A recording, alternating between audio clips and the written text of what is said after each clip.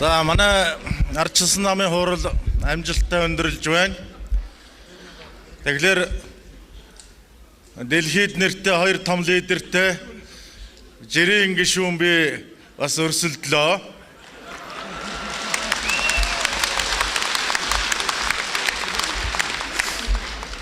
Анхны Монголд ардчлалын төлөө зүрх сэтгэлээрээ нэгдсэн Монголын бүх ард түмэн манай намын гишүүн гэж би ойлгодог. Ягаад гэвэл бид нар бол уруулд ордоо өвч, илэгд ордоо ихгүй ийм л ардчлалын төлөө нэгдсэн ийм хүмүүс. –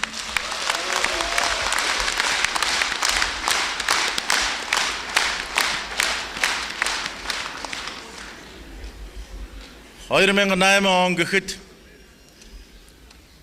бидэнд байгаа энэ яригдсан алдаа дутагдлууд засагдж бидний игнэ ардчлалын төлөө зохилох зүрхтэй, ардчлалаар амьсгалах хүсэлтэй талын чөлөөт монголчуудын ардчлалын дуу хоолойг Чингис хааныхаа нэгдсэн тулгар улсыг 800 жилийн ойтой давхцуулан энэ уур амьсгал нэгдэж байгаад би баяртай байна.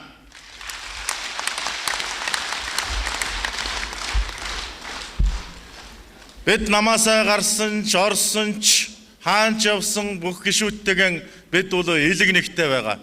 Манай намаас гарч явсан гишүүд ч өнөөдөр бас их намынхаа хурлын төлөө санаа зовниж үр дүн сайн байгаасай л гэж бодож байгаа.